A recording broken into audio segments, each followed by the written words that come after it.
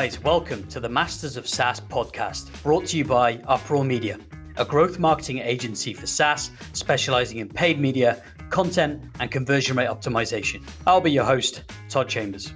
I have the absolute pleasure of chatting with really smart people from the SaaS industry. The goal is to extract as much value as possible. What are their strategies, their tactics, their failures, funny stories, key learnings? All of this can then be used to help you grow and scale your own SaaS business. In this episode of the Masters of SaaS podcast, I speak with Tim Soulo, the Chief Marketing Officer and Product Advisor at Ahrefs, an industry-leading SEO tool powered by big data. Tim is the author of many data-driven SEO research studies and a number of detailed marketing guides. He really is one of the SEO industry's leading experts, so it was great to pick his brains in a bunch of different areas. To give some context into the size of Ahrefs, in 2018, Dimitri, the founder, tweeted their revenue had reached 40 million ARR, and at that time they were growing 60% year over year. We discuss a wide range of topics, from why they moved the company from Ukraine to Singapore, how the company has responded to COVID-19, and how Ahrefs ate their own dog food and grew their own business using content and SEO. Tim explains how they use a simple framework to select and create content around what he calls business potential, and the three variables or prerequisites that are required to gain links to your content. My favorite part of the interview was a story Tim shared about Rand Fishkin, the founder of Moz.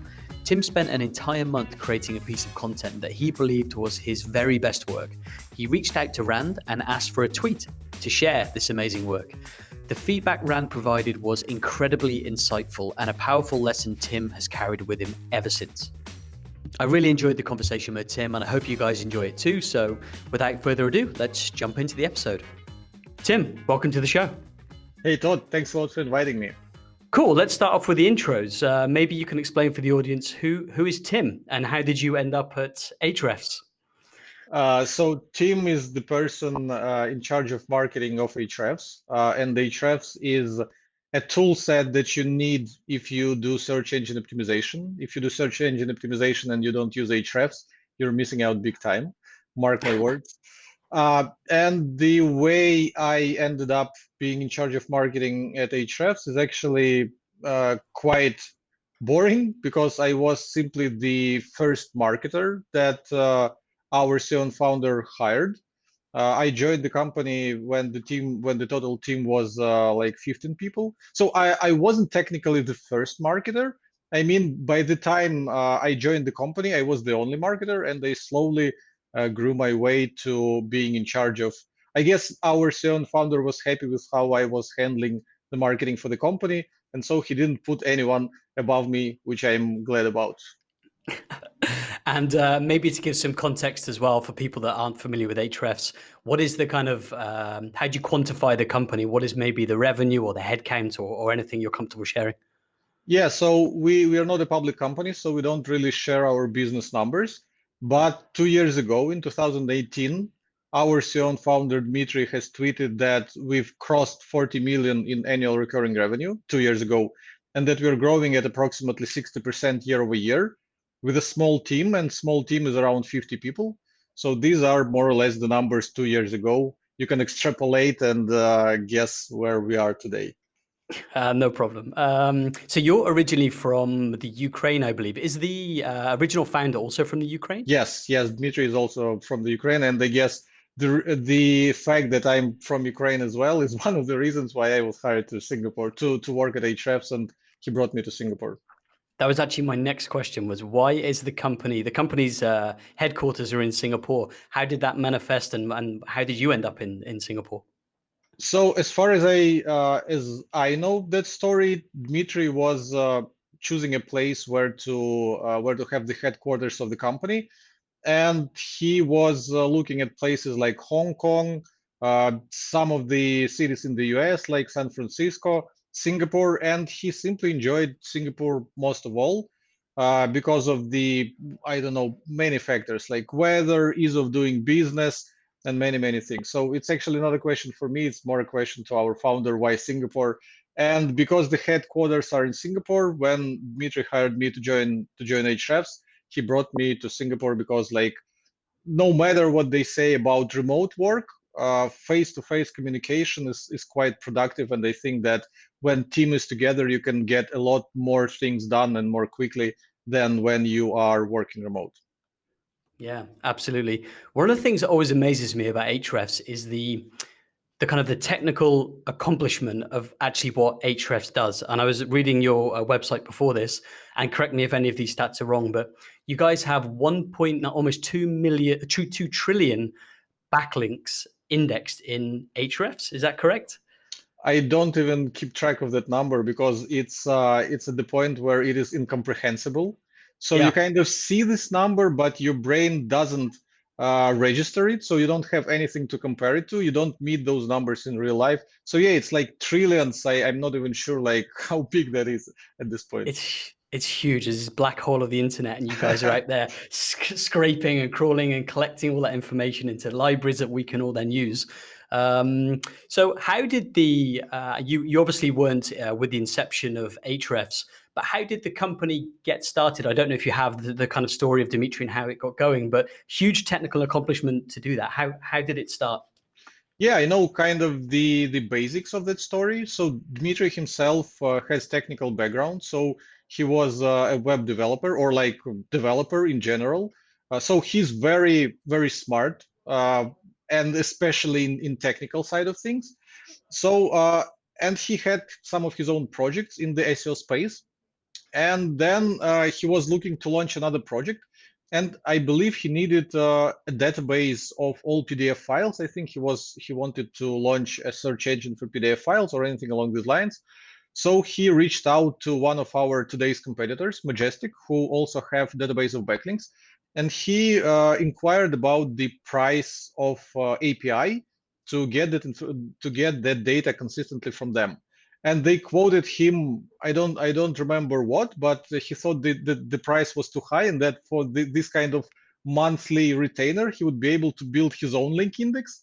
So he tried because he already had a small team, like with very smart people who could help him build this whole thing. And he tried building a link index. It turned out pretty good, and he thought, looks like I can do this probably better than those guys from Majestic.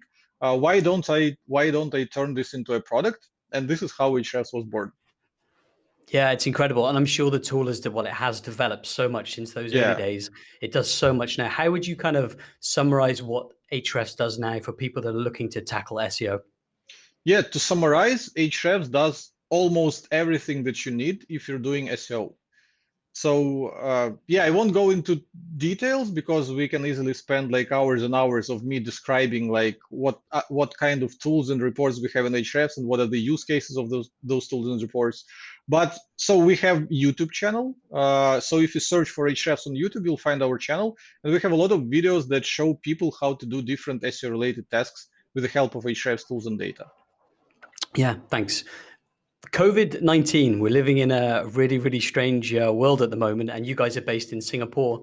I'm really interested to understand how, if you're willing to share anything, how has that affected Ahrefs, and how have you maybe changed the company structure to combat that? Yeah, so even before COVID, half of our team was remote. So we have half of our team here in Singapore, and the other half is scattered around the globe. So someone is working from Canada, someone is working from the US, someone is just traveling around the globe. But because of the COVID, everyone had to, like all the people who were in the office, had to go work from home, which was quite a problem at first, till everyone got used to the remote work, to being stuck at home with your uh, wife, kids, and all that. And in terms of business, I don't think we are slowing down in our growth at this time. But the thing is, Dmitry wanted to support our customers because a lot of them were having bad time with their own businesses. They were losing clients, they were losing their revenue. So what Dmitry decided to do is uh, add a button within our interface where you can request a free extension of your account, and depending on the size of your account, like which package you're at, there was a different kind of extension because we didn't want to go broke as well, offering that to all of our customers, no questions asked. So yeah, and a lot of people actually requested this thing, and we're pretty happy about it. So yeah, it's not, we didn't wait for people to contact our support team to fill in some survey describing what happened to their business and why they deserve to have an extension. So Dmitry decided to treat all our customers equally and trust them. And actually, so there were two buttons. One button was yes, please extend my account, and the other button was no, I'm okay at this time. And a lot of people, a lot of our customers actually clicked the I'm okay button. So Wow. they didn't have, they could get free extension of their account, but their honesty didn't allow them to do this because they thought that their business is actually doing well, so they don't need this, which was pretty cool. And I'm super happy that we have so many amazing people among our customers. Yeah, I think so many people in the world as well, our companies are transitioning to remote working. It seems like you were in quite a good position because approximately half the company was already remote. But have you taken extra measures to, like, how is Ahrefs structured now to kind of get the best out of people now you're working remotely? I don't think we did anything different from how we were operating before that. Well, we make better use of our team collaboration tools, like I don't know, Basecamp, Slack, or like Figma or whatever tools we use for designing things and whatever tools developers use for collaborating on the code. So I think this is one of the things that we started doing more of. And yeah, that's pretty much it. Yeah. Okay. One of the big things that strikes me as well about Ahrefs is that your competitors understand SEO really, really well. So I'm not sure when the company was founded, but many, many years ago. How do you think that Ahrefs managed to kind of break out among such fierce competition? Do you think it was the fact that the product was so inherently good, or was there some particular growth levers that Dimitri managed to leverage to help the company grow? This is a great question. And I would love to turn it the other way around and have our competitors here and ask them, how did you let those guys from Ahrefs grow while you're the SEO tools and you have to head dominate the market all this time? So yeah, I think one of the answers to that is our competitors did let us to do this. So if they would be hardcore with their SEO strategies, with their content strategies, we wouldn't be able to do this. So if I were to guess and give you an answer like how Ahrefs was able to grow our search traffic, to grow our reputation and such, the reason for that is that as the company is growing and the founding members of the company who are kind of the most invested in the business and who are the most knowledgeable about the business, they start doing more management and less actual work.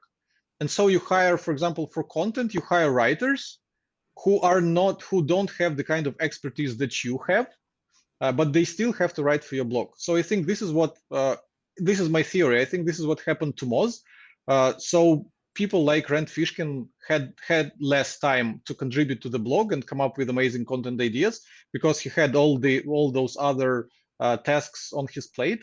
And in our case, Dmitry, his idea of growing Ahrefs as a company, one of the things uh, that he stands for is to keep the headcount small, which means you have to hire very intelligent and very experienced people. Otherwise, you cannot like build a great company with a small amount of people. So I guess this is how we, instead of hiring a lot of people to fill every little position we have, like one person to work on our Twitter, one person to translate our articles. I don't know. We have just a few people who are very knowledgeable in the field. And I guess this is what allowed us to outperform those other companies where people who run their content marketing, I'm not talking about all of them, but quite a big chunk of people who do their content marketing and write articles for them are not as experienced as some of our team members. So this is my theory, but I would love to hear from those companies what is their take on why we were able to grow while they were on the market all this time. If ever I have any of them on the podcast, Tim, I'll make sure I ask them and I'll send you the answer. Please do. Sure. Let's talk about the bulk of the kind of the interview now. I'd like to discuss search engine optimization because I know you have a really long history in SEO, and obviously Ahrefs is a tool that helps the SEO industry. So what I'd like to maybe discuss is SEO from the kind of the ground up, but maybe through the lens of a SaaS company that has limited resources, doesn't have a huge team, doesn't have tons of funding. They need to be resourceful. So it's my understanding that the mistake that often people make is that they try and go and create content, and they create content around things that they like to write about or what they think people will need, instead of kind of starting with understanding what are people actually searching for. So would I be correct in saying maybe the starting point is keyword research, understanding the kind of the volumes and the competitiveness? But what are your thoughts on the very starting point for maybe a new SaaS company? Yeah, for a new SaaS company, the first thing that you need to determine is if SEO if it is even a channel that you need to invest in, because for many SaaS companies, people are not aware of the problem that this SaaS company is solving, so they wouldn't search for anything that is even remotely related to that problem. So there is no way for you to create content and get traffic from Google, get passive traffic from Google, and funnel it towards your business, your product. In our case, Ahrefs has a lot of topics related to SEO where Ahrefs can help you, where our tools can empower you. And this is why we were able to grow our traffic and leverage SEO to the maximum. So this is the first thing. Yeah, study what kind of things people might search that are relevant, that are related to the problem that you're solving, and what is the depth and breadth of those topics. If it even makes sense for you to invest in SEO, or should you focus on paid acquisition, on doing webinars, on doing partnerships? There are many other marketing strategies that you could use to grow your product. Yeah, because SEO is very much the long game, right? You need to invest a lot of resources and time and energy into content, link building, which we'll get onto in a second. So yeah, just actually deciding whether you think SEO is the right path for you to take from the beginning. And just to clarify, you think it kind of starts with understanding, are people proactively searching on Google around the problem that we're solving? That's kind of like the prerequisite, right? Yeah, Cool. exactly. Okay. What are your thoughts on how closely the keyword that you choose should align with the product or the service that you're actually offering? Do you think it has to be super closely aligned, or are you able to kind of branch out a little bit if there's maybe not so much volume? Yeah, this is a great question. And we developed kind of our own score. We call it business potential score for every topic that we consider targeting on our blog or with landing pages of our software. So the thing is, usually marketers, when they decide among the topics that they want to cover on their blog or the pages that they want to create on their website, they have this concept of buyer's journey, of how the person goes from problem unaware to problem aware to solution aware to fully aware. Or like, different marketers would actually give you different stages of the buyer's journey. But one of the most common concepts is tofu, mofu, bofu: top of the funnel content, middle of the funnel content, bottom of the funnel content. But when we tried to apply those things to the topics that we were considering to target on our blog, we had a lot of arguing, like, is this topic, like keyword research, is this top of the funnel keyword for us? Is this middle of the funnel, or is this bottom of the funnel? So it is very confusing, like, where in the buyer's journey is the person who is searching for keyword research, or, like, for example, keyword tool or link building tool. So it was quite hard to map our keywords to those concepts, which is why we went a different way, and we developed this business potential score, and it is very easy to use. So basically, it is a simple score from 0 to 3, where 3 means that your product is an absolutely irreplaceable solution to the problem. So for example, if someone is searching for how to lose weight, an absolutely irreplaceable solution is diet. So you cannot really lose weight unless you eat less. This is like a proven fact. The business potential score of 2 is where your solution is very helpful, but people can do without it. So if you have diet, you can add to that, for example, exercise or some supplements or some surgery. I don't know. So things that are helping you to lose weight but are not necessary. A business potential score of 1, if your product can be mentioned, but it's not immediately relevant to the problem that people are trying to solve. For example, back to the weight loss example, that could be some workout equipment. So you can work out at home and it would help you to burn calories and lose weight, but it's not essential in any way. So it is relevant. You can still mention it in the article, but the chances that people would be interested to buy it by reading that article are slim. And business potential of 0 means that there's no way to mention your product within the article. So back to weight loss article, something that you cannot mention, I don't know, paper towels. I don't know how is that related to weight loss. So this is the score, business potential score that we developed.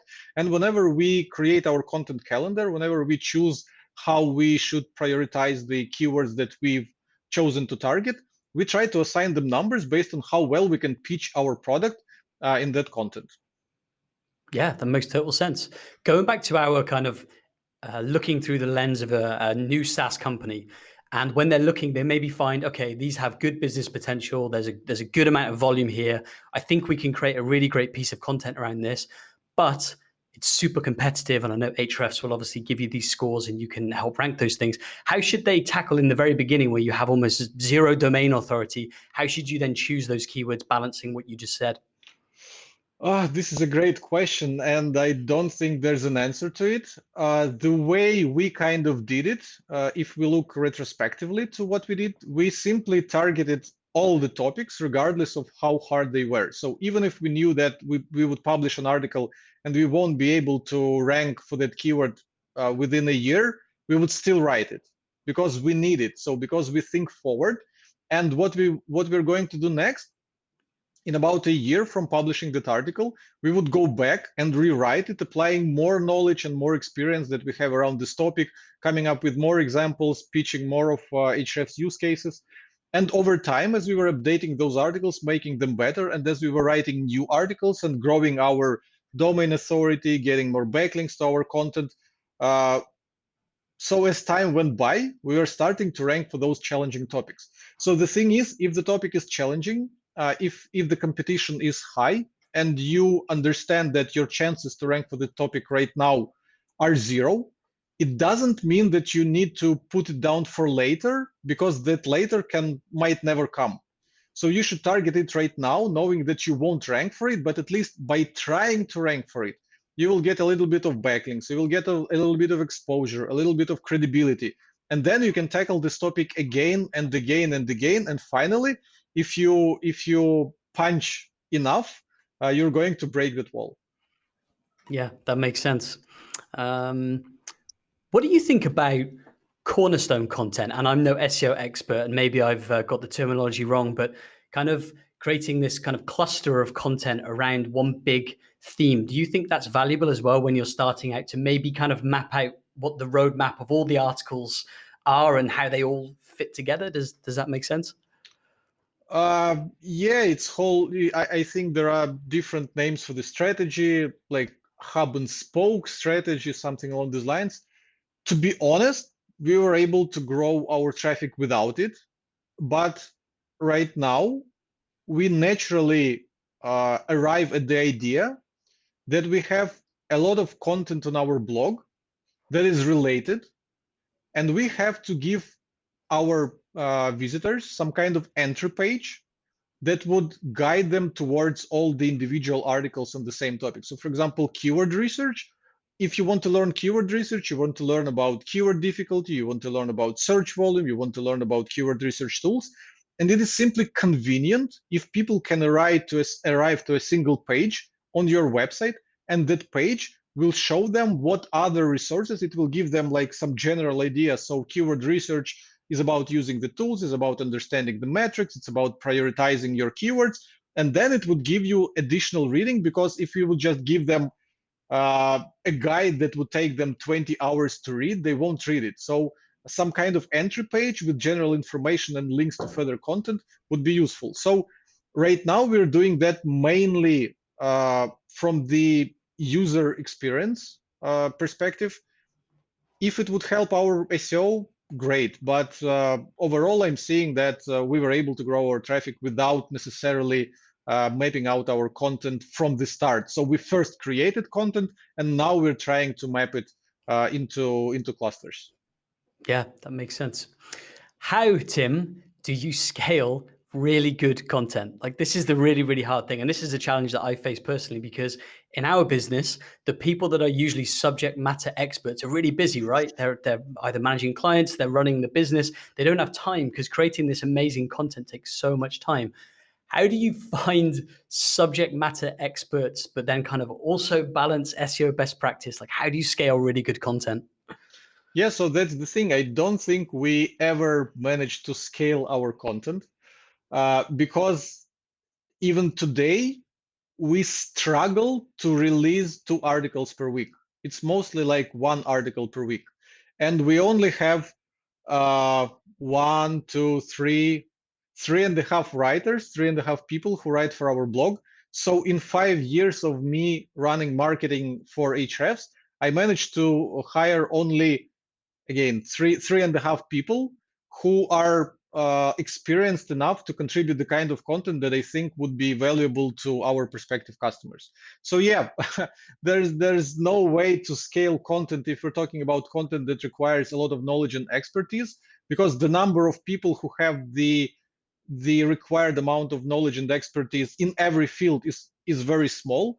And most of these people who have a ton of knowledge and expertise are probably doing their own thing, and they're not very interested to join your business and become people who create content for you. Yeah, it's really, really tough. By the way, I'm intrigued who the half writer is. By the way, I'm sure you don't want to you don't want The to name half that person. Yeah, the half I can easily name him. This is one of the latest additions to our team. It's Patrick Stokes. It's one of the top technical SEOs in the world. And the reason why he's half is because the other half of his time goes into advising on the product development.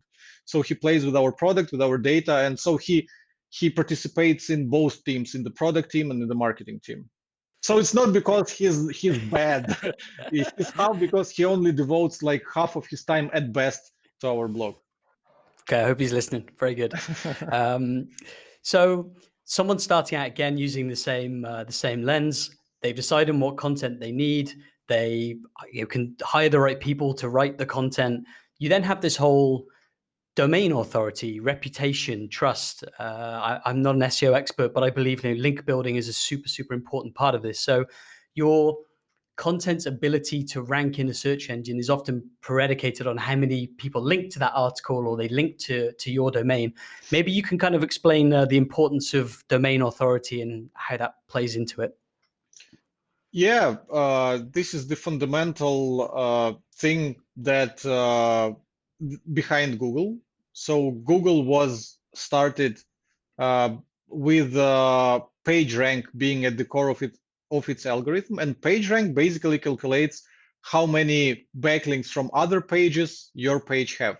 So the page with the most backlinks from other pages would be considered the most important, and therefore it would outrank all other pages. This is very simplified, oversimplified look at how Google algorithm works, but this thing, even like years later, the PageRank algorithm is still at the core of Google, and all the other ranking factors are only added on top of it. Yeah, so links are obviously incredibly important. And I think one area I really want to focus on is link building. And this is a personal challenge that I've had. We've created, I think, really, really good content. We've kind of followed the best practice to the point that you've just discussed. We have had some links ourselves. I think they've just kind of happened naturally. But we've spoken to several link builders. And when we've really, really dug deep, what's ended up, what we found is that they're often paying for links, which I don't think Google particularly likes. Using the analogy again of that new SaaS business, they've created this amazing piece of content. What do you think are the best ways for them to approach link building? So you said an interesting thing. Uh, you have created content that you think is great. So the thing is, it's not up to you to decide if your content is great. And actually, the thing is, links is what determines if your content is great. If other people are willing to link to your content, then your content is great. So if you're promoting your awesome piece of content and no one is linking to it, it means your content is not awesome. So this is the first thing that people need to understand. If no one is linking to their content, the problem isn't link building. The problem is their content. So there's, for some reason, there is no motivation for people to link to a piece of content. And there are like a few variables that your content have to meet in order for people to link to it, in order to be considered notable. So first of all, are you saying anything new? Because if you aren't saying anything new, if your content just mimics what you've read on other blogs, people won't be motivated to link to it because they can read the same content on other website. Second, do you have the credibility to talk about the topic? Because I can create an awesome article about how humanity can colonize Mars by reading all sorts of articles on the topic. But if Elon Musk would write an article about how humanity can colonize Mars, he will get all the links and I will get none. So why would people listen to you? Who are you in the field? So you have to be building your credibility, and this doesn't happen in a day. Uh, and yeah, basically, are you saying no? The third element is if you are even able to write well. So some people might have all the knowledge in the world and all the credibility in the world and all the best unique ideas, but their writing can be boring. So people would open their page, read the first few paragraphs, lose in their uh, flow of thought, and close the page. So you have to know how to write well, how to make people interested in your copy, how to write simply so people would understand you and would want to read the next paragraph. So those are the three variables. Do you have anything new to say? Do you have the credibility to say it? And can you say it well? This is basically it. Yeah, you said something interesting as well. You said about promoting it, because let's assume that you did have something interesting to say. You tick all those boxes. You create this amazing piece of content through those variables. You then other it's kind of like the chicken and egg, right? You need to get your content out there. So what do you think about getting that initial traction and promoting it? How do you get people to see it that will then want to link to it? Yeah, so initial traction is incredibly hard to get. I guess this is by definition what initial traction is. So to get initial traction, you have to hustle. And what you do, you just create the best content you can, and then you reach out to people, and then you run ads on Facebook, on Twitter to get more eyeballs to this content, and you build your reputation. So if people see one good article from you, another good article from you, one interesting idea, another interesting idea, they will become more and more receptive to the content that you're putting out. In the early days of Ahrefs blog, it was super hard for us to make people listen to us because no one was really paying attention to what Ahrefs blog was publishing, because most of the articles were similar to what all other blogs were publishing. Our content was no different.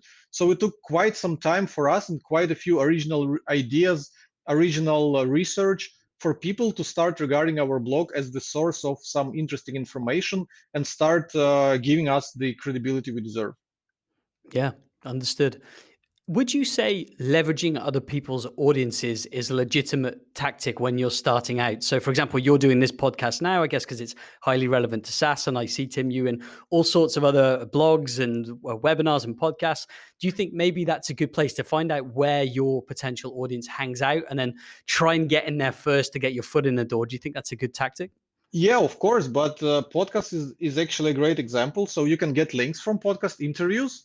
But the thing is, shortly after joining Ahrefs, no one was interested in doing a podcast interview with me. I really, to be fair, I had little to offer to those people who were running podcasts because I didn't have a track record, I didn't have a credibility, I didn't have the kind of brand behind my back that even if people don't know myself, they would know the brand that I represent. So with my first podcasts, I had to hustle to land myself even like the basic interviews on the podcasts that not that are not super popular in our industry. Right now, I actually receive invitations to be interviewed on a podcast. So it's the same with content. So at first you're going to struggle to put your content in front of people. You would, I have an old blog, bloggerjet.com, that I started before joining Ahrefs, and they have an article there, something along the lines of what I learned about influencer outreach after reaching out to Rand Fishkin or something. So back in the days when I was running my personal blog, I wrote an article about strategic writing. So I tried to collect all my knowledge and all the best tips that I know about writing articles that would generate backlinks, that would teach people. So I simply hoarded all the best advice I had about writing, about content marketing into one article. And I thought it was my best piece ever. It was my best article that I have ever produced. I worked on it for a month, literally. And I decided to reach out to Rand Fishkin and show him that article and ask him explicitly for a tweet, which is what I did. And in that article on my blog, I actually showed the screenshot of the email that I sent to Rand Fishkin. So I said him something along the lines of, Rand, I'm asking for a tweet explicitly. I have an excuse to ask you for a tweet because I once wrote a blog post for Moz, and that blog post for Moz was a huge success. I won some awards that year, blah, blah, blah. So I wrote another post for my blog. Please check it out. And if you like it, please tweet it to your audience. And what Rand replied to me was actually, it changed my perspective for the next many, many years. Because what he said is that your article is good, it is well written, it has a lot of great advice, but I don't really see any original ideas in it. And I'm very picky about my social sharing because kind of people, my followers, expect something new from me. I cannot just tweet platitudes all the time, so I have to come up with interesting things. Otherwise, people just will stop listening. So I'm sorry, but I cannot tweet your article. So this is the story that happens to most people. If you don't have unique ideas and you reach out to top people in your field, that's what they're going to say to you. Your article is good, but I'm afraid there's nothing unique that I would be interested to share with my audience. That's the story. Yeah, original ideas, guys. If you're looking to create content, it must have an original backbone to it. It's great advice. What do you think are some of the best, if someone's looking to learn SEO, maybe they have some basic understanding, what do you think are the best resources for someone to learn SEO and really take off? Oh, that's easy. I already told you. You just go to YouTube, you search for Ahrefs, and you find our YouTube channel with a lot of videos that actually show you how to do things with screencasts, with animations and stuff. The second best way, if you're not like a visual type person, if you prefer reading to watching, is of course our blog. And like we just discussed with hubs, right now our blog is not very organized. So if you land on it, you will see a couple of the latest articles. And we also have on our blog homepage, actually not too many people do this, but I suggest them to pay attention. So on the homepage of our blog, we list some of our best articles broken down into topics. So we have some of our best articles on link building, keyword research, etc., etc.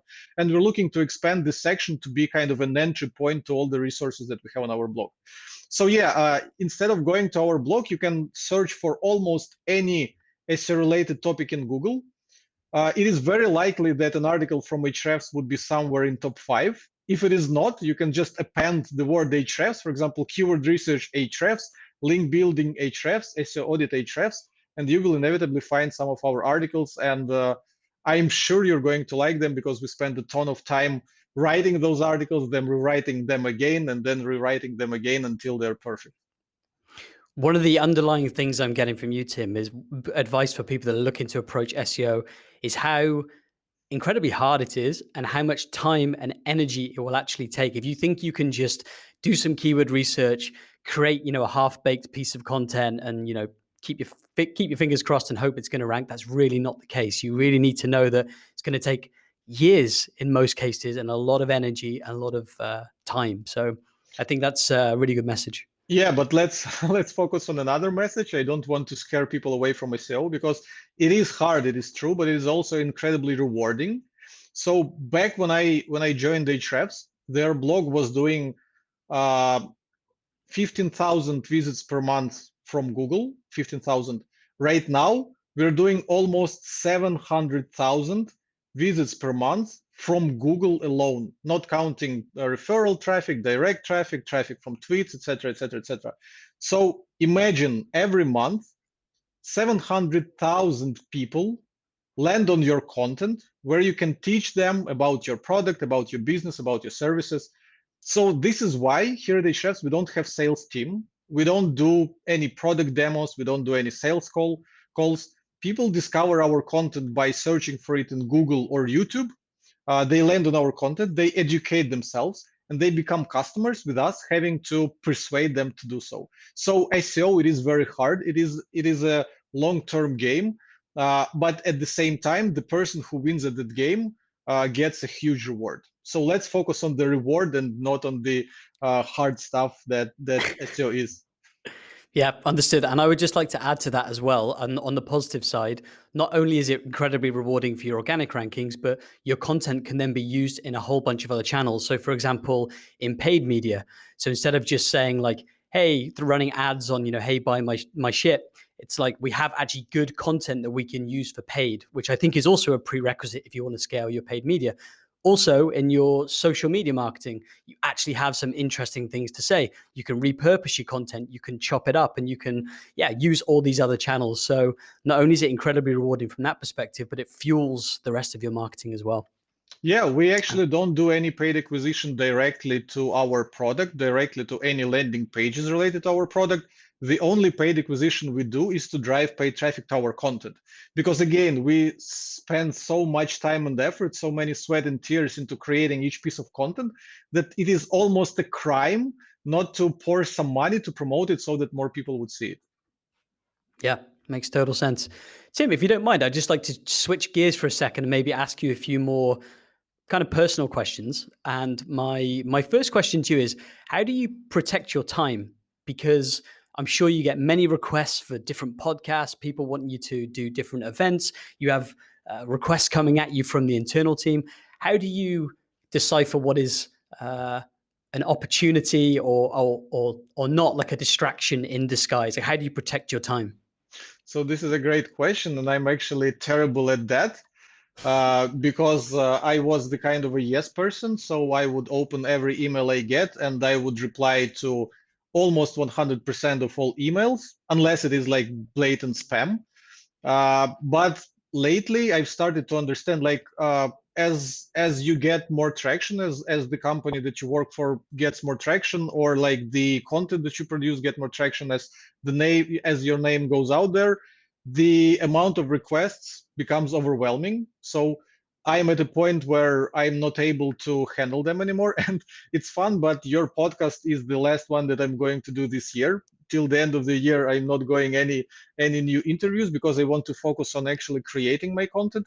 And yeah, so it's prioritization is about saying no to people. And I just realized that because I do so many podcast interviews, because I answer so many emails, I don't have time to create content as much as I was creating it a few years ago. So this is why I decided that right now I'm going to focus on creating content.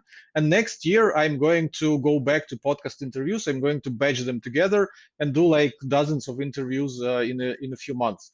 So this is one tip, and another tip related to emails. I actually tweeted about it, and a lot of people were laughing at what I suggested. So I created a folder in my Gmail that is titled "Can Wait." So if I get an email from a random person and it's kind of it's not a spam, so I kind of should reply, but at the same time I don't owe them anything, or I don't see a huge opportunity in it, I move it to the can wait folder. So I don't delete it, I move it to the can wait folder, but I never go back to my can wait folder. So it kind of feels good that I'm not deleting a person. I'm telling them to wait, but I don't see myself returning to that folder anytime soon. So this was a funny hack that I shared with people on Twitter. Well, I'm really grateful that we were the last people this year to have you on a podcast. That's good news. Let's talk about, do you have any unusual habits or interests outside of work? Like is there something else you're passionate outside of Ahrefs? Yeah, I'm fan of boxing. I was doing some MMA myself before I moved to Singapore. Here in Singapore, the work is a little bit overwhelming. It takes most of my time, so I don't have the capacity to do as much sports as they used to. So this is the sport side of me. There's also a nerdy side, where I would be collecting the Magic the Gathering dragon cards. So I have the collection of dragon cards from Magic the Gathering. So this is quite a nerdy thing. Yeah, those two things.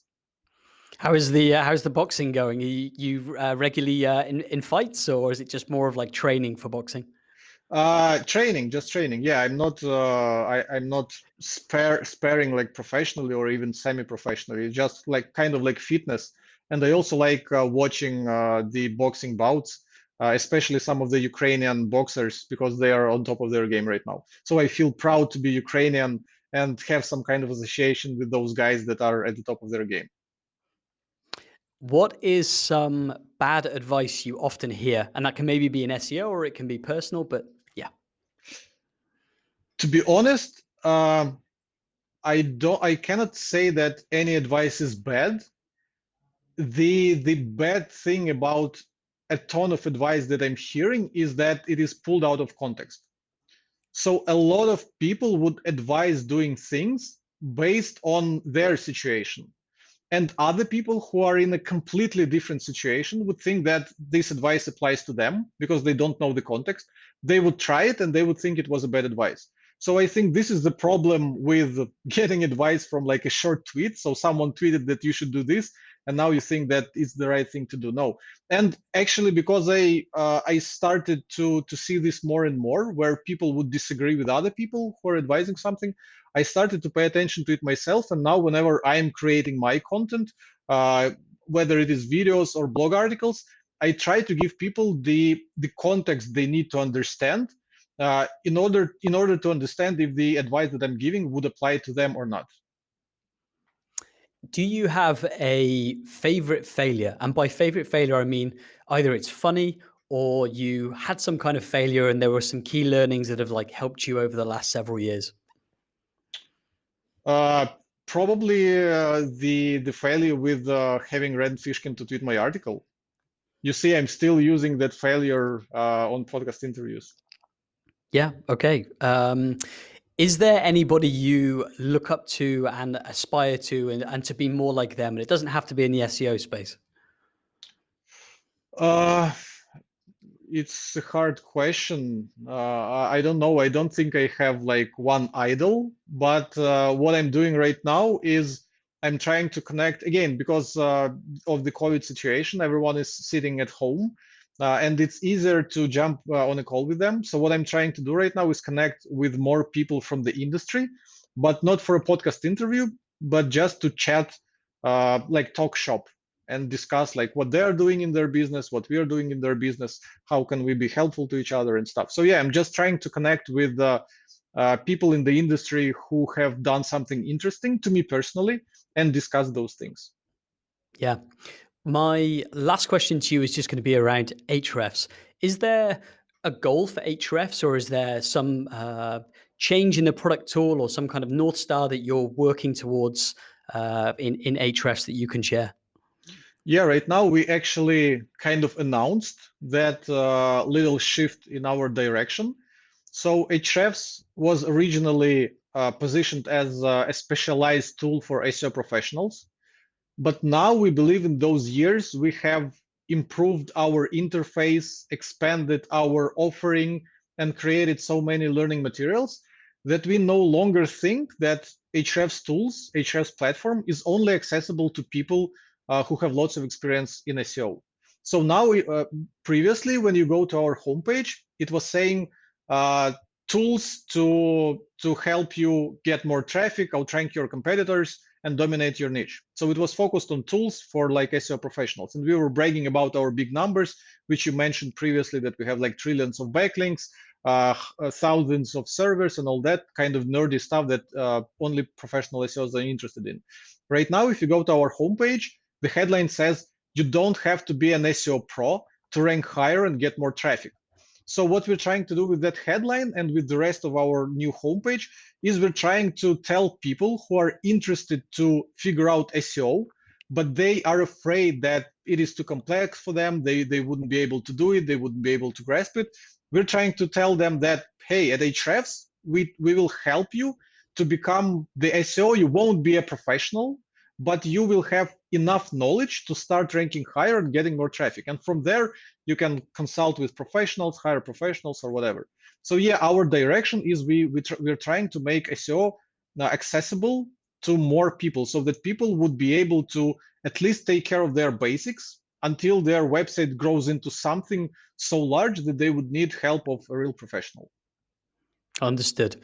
And if people want to follow you, communicate with you, I think you're going to be protecting your time for the rest of the year, but is there a best place where people can follow updates from yourself?